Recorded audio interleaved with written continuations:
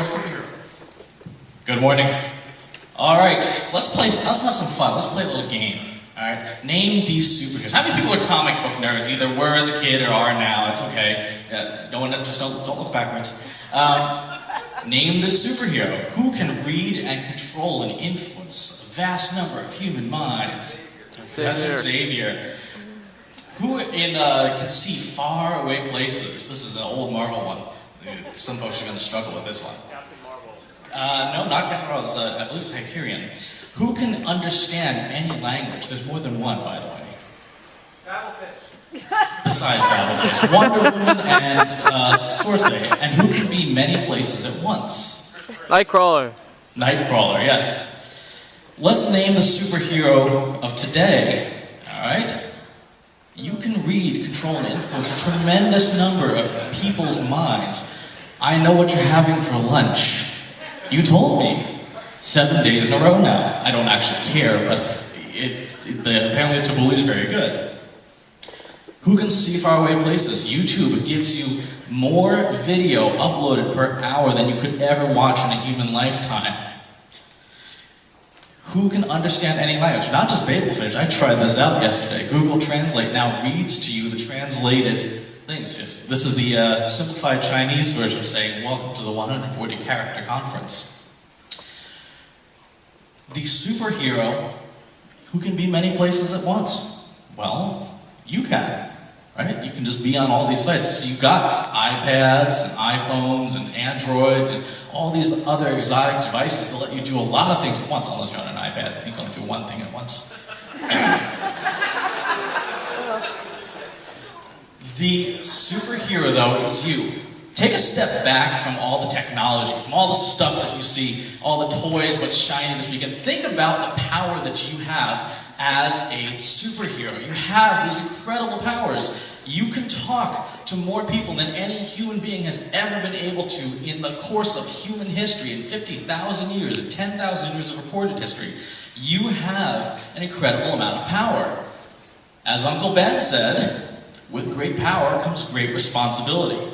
Again, step out of just the marketing mindset of how can I sell more shit to people that they don't want, and think about what responsibilities you have as a superhero. First, in order to actually make use of your powers, like Clark Kent, who first figured out he could fly by falling through the roof of a barn in the retcon version, you need to build and use your network. You need to actively work on building your network every single day, because if you just assume that people are going to listen to you because you tweet about your lunch, they won't. Make your network useful. Make yourself worth listening to. How many people are familiar with Ushahidi? Okay, very, very few. This is a digital platform that is being used in disaster recovery. This was used to great benefit in Haiti for helping people using Twitter, because the voice systems were down and every other form of communication was offline, to find, okay, where are vital lines? Where can I pick up supplies? Where are there natural hazards after the earthquake? Here's the funny part. This software that's being run by its foundation is completely free. How many people are here are not from Boston? Just raise your hand. Not from the Metro Boston area. Okay, a decent number of you. This software runs on a web server. It's free. It's easy. How many of you would consider installing it on your website in the event that in the city you live in, someday there may be a disaster? If you try it out, try installing it. You don't have to publish it publicly, but have it ready so that you have the capability when a disaster strikes to be able to be the hub of information for your people. You have an obligation as a hero to help. When you see somebody who needs help, you have an obligation to do something about it. The good thing about all this technology and the real-time web is that we can see everything. The bad thing is we can see everything. We can see the proverbial Samaritan, the proverbial Jew laying on the side of the road beaten up by robbers, and if we are not the Samaritan willing to help, we have an ethical problem. Let me tell you a story about helping. This is kind of an interesting one that proves the power of this at a very small scale, but this is something that every single one of you in the room can do. About 3 years ago, at the beginning of November in 2007, a teenage girl, 15-year-old teenage girl, ran away from her family with her 38-year-old boyfriend. that she met on the internet.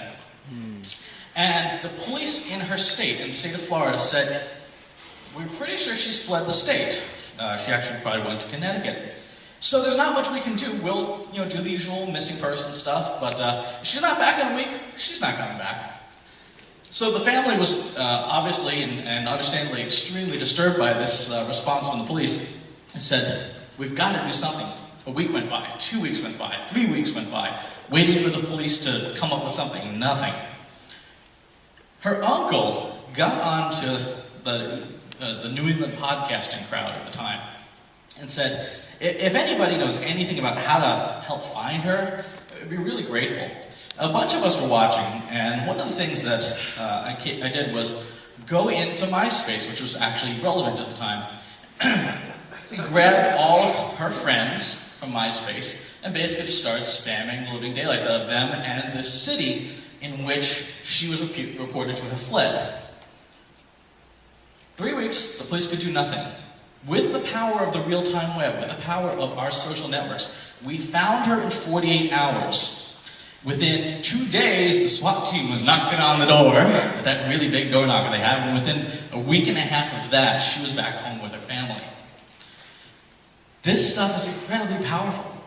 You have the ability to be a legitimate superhero if you're willing to take a step back from all the minutiae, from all the day-to-day stuff, and I've got to update my stream.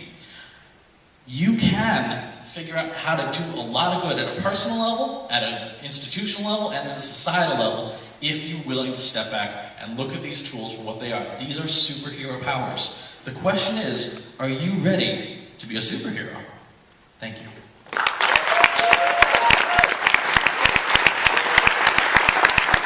That was great. Thank you.